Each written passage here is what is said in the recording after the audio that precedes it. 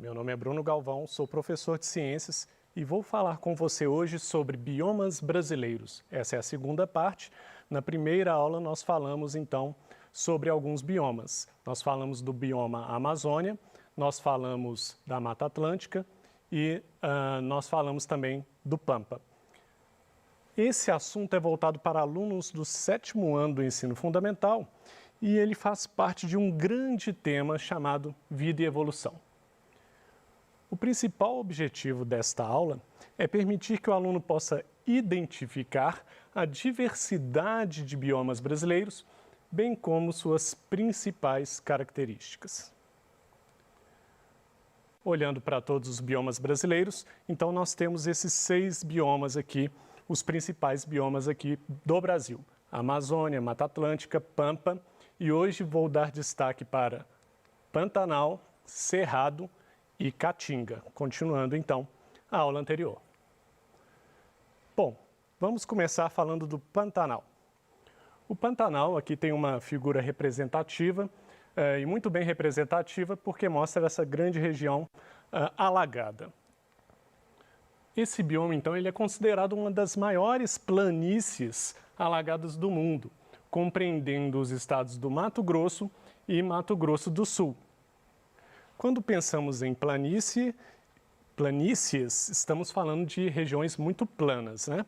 Então, o Pantanal nada mais é do que uma região plana, de grandes regiões planas, muito retas, né, de solo reto na horizontal, e que costuma sofrer muitos alagamentos devido às proximidades de grandes rios que passam nessa região também. Esse bioma ele sofre influência de outros biomas, como o da Amazônia, do Cerrado e mesmo da Mata Atlântica. Porque esse bioma, vocês vão ver no final dessa aula, que ele fica localizado, ele está em contato com a Amazônia, ele está em contato com o Cerrado e ele está próximo também de regiões de Mata Atlântica. O clima no Pantanal é um clima tropical continental e com temperatura média em torno de 24 graus, ou seja, é uma região quente e é uma região que também tem um bom índice pluviométrico, ou seja, chove em boa quantidade durante o ano na região do Pantanal. O Pantanal é o menor bioma brasileiro e possui grande biodiversidade, que vem sendo ameaçada pela ação antrópica. Quando a gente pensa em antrópica, você está falando de ação humana, ok? Então é isso que significa a ação antrópica. Apesar então de ser o menor bioma brasileiro, é um bioma com grande biodiversidade, ou seja, tem muitos tipos de animais e plantas e vegetais nessa região. Bom, alguns animais que representam a fauna do Pantanal: o jacaré, as onças, ariranhas, entre outros. Agora eu vou dar um destaque maior para a fauna aquática dessa região. Uma vez que é uma planície que sofre grandes alagamentos, que costuma estar muitas vezes alagado, então também é uma região que você tem uma grande diversidade de peixes, crustáceos e outros seres vivos de água doce. Bom, eu cheguei a falar no começo ali que é uma região que está em contato com a região amazônica, então, portanto, em contato com a floresta amazônica. Também está em contato com a região de Cerrado, principalmente, e isso influencia as características dessa região. Então, você vai ter tanto algumas árvores com características de árvores da Amazônia, e como você também vai ter alguma vegetação que tem características do Cerrado. Então, o Pantanal ele é considerado um bioma um pouco mais misto, por causa dessa influência dos biomas que estão ao redor do Pantanal. Vamos falar agora do Cerrado. O Cerrado é considerado o segundo maior bioma da América Latina e do Brasil. Apresenta grande biodiversidade também e compreende uma área de elevado potencial aquífero. Bom, o Cerrado, quando falamos que ele é uma região de elevado potencial aquífero, nós estamos falando que é uma região que tem rios e aquíferos. Aquíferos, nós pensamos em água subterrânea, em água abaixo do solo. Esse bioma, então, por causa desses aquíferos e por causa desses rios, ele é considerado, então, o berço das águas, pois abriga as principais nascentes de rios brasileiros que abastecem as nossas cidades. Bom, vou citar aqui grandes aquíferos encontrados aqui na região do Cerrado. O famoso aquífero Guarani, que é um aquífero gigantesco, é um aquífero, como eu disse, é uma água subterrânea que tem uma região muito grande, que ocupa um espaço muito grande e abastece grandes cidades do Brasil. E também o aquífero Bambuí, outro aquífero famoso também, lembrando aqui que estou me referindo a duas regiões que contêm água subterrânea. O clima do Cerrado é um clima tropical sazonal. Qual é a ideia de sazonal? Ele tem duas estações bem definidas. Ele vai ter invernos secos, então ele tem um período do ano que é mais seco, e ele vai ter os verões chuvosos. A temperatura média vai ser de 22 graus centígrados, 22 graus Celsius, e isso vai variar, obviamente, de acordo com uma dessas estações aí do ano, que são bem definidas, né? Mais próximo do inverno, mais frio, e quando chega o verão, você tem um calor, uma temperatura mais elevada. Os solos do Cerrado, eles são solos profundos, e eles são caracterizados por uma grande drenagem de água. Drenagem, quando a gente pensa em drenagem, a gente pensa que a água tem grande capacidade de atravessar esse solo, porque são solos bastante porosos e permeáveis à água. Isso favorece um evento biológico que nós chamamos de lixiviação, que nada mais é do que essa água, ao infiltrar no solo, carregar sais minerais e nutrientes para regiões mais profundas do solo. Isso é um processo erosivo também. Bom, apesar disso, é uma região que possui grande diversidade biológica. Os principais representantes da fauna são tucano, tamanduá-bandeira, lobo-guará, super famoso, onça parda, veado campeiro e vários outros animais. Bom, repare que os ecossistemas, os biomas brasileiros, todos têm grande biodiversidade. O que nós temos que pensar aqui é que são animais diferentes em regiões diferentes que estão relacionados ao tipo de vida que eles podem levar naquela região. Por exemplo, na Amazônia, você tem uma região que é muito quente, muito úmida. Então, certos tipos de animais estão bem adaptados para viver na Amazônia. Grande disponibilidade de alimento, etc. O Cerrado, você já tem uma região com um clima mais ameno, comparando com o da Amazônia. Você não vai ter o mesmo tipo de vegetação, você vai ter uma vegetação mais baixa, não vai ter árvores de tão grande porte quanto na Amazônia, e aí animais que estão adaptados a este ambiente vão viver ali. Em relação à flora, então, quando eu falei de fauna, eu estava falando de animais. Quando eu digo flora, estou falando de plantas. Então, existem muitas espécies que são usadas para fins medicinais no Cerrado, isso mesmo. O Cerrado, então, ele possui, por exemplo, barbatimão, jatobá, angico, ipê, cagaita, entre outras plantas, e dessas plantas, muitas delas são usadas para fins medicinais. Bom, essa foi a ideia, então, sobre o Cerrado. Então, nós vimos aqui que o Pantanal é uma planície alagada, em grande parte alagada. Nós vimos que no Pantanal você tem uma temperatura relativamente alta, 24 graus, tem um bom índice pluviométrico. Aí nós vimos que o Cerrado ele tem uma temperatura mais amena quando comparado com o Pantanal, mas que também possui grande diversidade. E nós vimos aqui agora no final que a flora da região de Cerrado é uma flora muito utilizada para fins medicinais. E vamos falar da caatinga. Essa figura aqui representa muito bem a caatinga, porque a caatinga, quando você vê poucas folhas verdes aqui, a gente está pensando aqui numa parte do ano, uma grande parte do ano, que essas plantas precisam resistir à seca.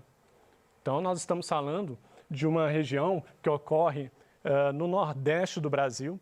Quando a gente pensa em Nordeste do Brasil, é muito comum o aluno, as pessoas associarem à seca. Não é verdade que seja o Nordeste inteiro, mas nesse caso aqui, o clima lá é semiárido, ou seja, quase seco, né? Árido significa seco, e compreende cerca de 11% do território brasileiro. Esse clima semiárido define as principais características desse bioma. Os solos não são muito férteis, pelo contrário, eles são pouco férteis. Geralmente, ricos em minerais. Ok, então, como é que o solo ele pode ser pouco fértil se ele é rico em minerais? Ele pode ser rico em minerais, mas ele tem pouca matéria orgânica.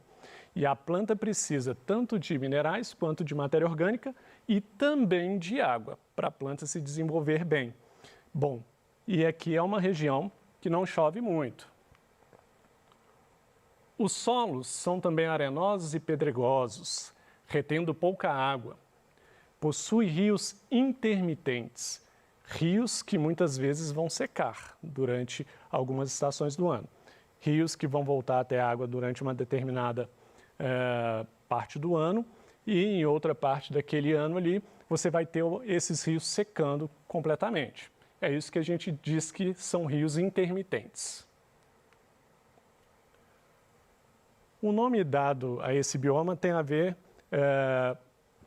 com o nome indígena dado pelos índios, que se chama Floresta Branca, que como você viu na imagem da abertura aqui, quando eu fui falar de cerrado, você tem aquelas plantas com poucas folhas verdes em determinadas estações do ano.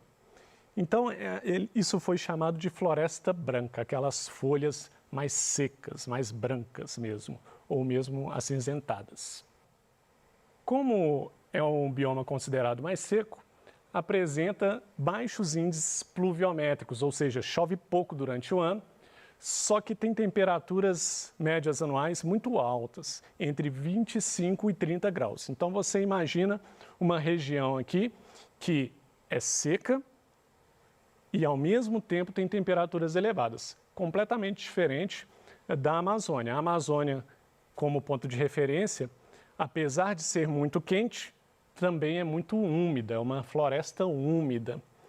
Então, na Amazônia você tem condições de ter árvores de grande porte crescendo ali, mas na Caatinga isso é bem complicado. Normalmente a vegetação da Caatinga é muito bem adaptada, você vai ter troncos de árvores bem tortuosos, o que indica a escassez de água. Você vai ter alguns tipos de cactos que são capazes de guardar água por muito tempo dentro deles, mas você não vai ter árvores exuberantes como na Mata Atlântica ou na Amazônia, por causa dessa falta de água, dessa seca, por causa desse baixo índice pluviométrico. Bom, os biomas brasileiros em geral são ricos em biodiversidade e com a Caatinga não é diferente. Também é um bioma rico em biodiversidade, tem como alguns representantes da fauna jacaré de papo amarelo, a jiboia, ararinha azul, o cágado e um passarinho chamado soldadinho do Araripe também. E quando a gente pensa em flora, você pode pensar também em árvores que são muitas vezes citadas até em letras de músicas nordestinas, como o mandacaru, o juazeiro, o umbu, o xique-xique, entre outras, que são árvores, são plantas adaptadas a essa região e ao clima que está presente nessa região. Bom, essa foi a ideia geral, então, sobre Pantanal, sobre Cerrado e sobre Caatinga. Agora, eu vou pegar os 6 biomas que nós conversamos, os 3 primeiros da aula anterior, que nós falamos de Amazônia, nós falamos de Mata Atlântica, nós falamos de Pampa.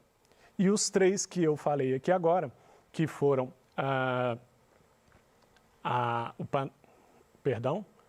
hoje que não falando Pantanal, né? Eu acho que eu falei certinho. Pantanal hoje, Cerrado e Caatinga. Vamos olhar todos aqui. Bom, repare aqui no mapa do Brasil, você vai reparar claramente que o maior bioma brasileiro é o bioma Amazônia, que está aqui no norte do Brasil, representado por essa cor verde escura. E essa região realmente é muito grande e ela ocupa outros países vizinhos também, como o Equador, entre outros. Bem no meio do nosso país, logo abaixo ali da Amazônia, nós temos o Cerrado, representado pelo rosa. Esse cerrado também tem uma grande extensão, trata-se de uma região muito grande, muito representativa e muito biodiversa. Então, nós temos a Amazônia, que sem dúvida é a floresta tropical mais biodiversa do mundo, ou seja, com maior número de animais diferentes, plantas diferentes. Nós temos em segundo lugar aqui, em termos de tamanho, o Cerrado no Brasil. E nós temos, vamos olhar agora para a Caatinga, que está aqui representado de cinza no nordeste do Brasil. A Caatinga ocupa então essa região nordeste, que tem a ver com aquela relação que a gente faz com o nordeste. Nordeste seca, nordeste quente, tem a ver com essa região de Caatinga. Agora veja aqui, descendo aqui do lado da Caatinga, sempre beirando o Oceano Atlântico, porque o Oceano Atlântico fica à direita aqui do Brasil, você tem a Mata Atlântica. Característica da Mata Atlântica, ela é que essa região ela está relacionada à região costeira do Brasil. Ou seja, essa região que faz divisa com o Oceano Atlântico. Mas essa Mata Atlântica, aqui mais próxima do sul do Brasil, ela sobe um pouco e faz contato com o Cerrado e se aproxima do Pantanal. No finzinho aqui, ó, bem no sul do Brasil, nós temos o Pampa. O Pampa, lembrando que o Pampa é um bioma representado principalmente por gramíneas. E pensando em gramíneas, a gente está pensando não estamos pensando em plantas de grande porte. Pensando em gramíneas, estamos pensando também num clima mais temperado, que tende a ser mais frio do que no resto do país. Agora vamos olhar para o Pantanal, que está representado com a cor azul aqui. O Pantanal, repare, ele está em contato com a Amazônia, com a parte do bioma Amazônia. Ele está em contato com o Cerrado e ele está próximo da Mata Atlântica. Uma pequena parte do Cerrado separa ele da Mata Atlântica. Por isso o Pantanal ele acaba sendo influenciado por esses outros biomas e a região do Pantanal mais próxima do norte do Brasil, que está mais próxima do bioma Amazônia, então ali naquela divisa ali você vai ter algumas plantas, alguns vegetais que vão ter características da Amazônia. Agora, a região do Pantanal que está em contato com o Cerrado vai ter grande influência do Cerrado principalmente, porque a maior parte do Pantanal está em contato com o Cerrado. E a Mata Atlântica se aproxima do Pantanal e também acaba influenciando aquela região, influenciando o tipo de fauna e flora que tem na região do Pantanal. Por isso o Pantanal é considerado uma espécie de misto, um bioma mais misto, que tem características de outros biomas, além da sua característica principal, que é de ser uma planície alagada. E vale destacar o seguinte, olha lá no norte do Brasil, Amazônia, um pedaço do Cerrado e Caatinga. Lembrando que a Amazônia altas temperaturas, Caatinga altas temperaturas. Por quê? Esse ponto do Brasil está mais próximo da linha do Equador. E quando a gente vai descendo e chega lá no Pampa, que está representado de amarelo aqui no sul do Brasil, nós chegamos numa das regiões mais frias do Brasil, que está cada vez mais afastada da linha do Equador, o que justifica as suas temperaturas mais amenas. Então, o clima das regiões do Brasil está diretamente relacionado ao tipo de vegetação que cresce naquele lugar e ao tipo de animal que é capaz de viver nesse lugar. Essa é uma relação muito importante para você entender e eu espero que eu tenha sido claro nesse sentido. É isso que eu queria falar para você hoje. Desejo a você bons estudos.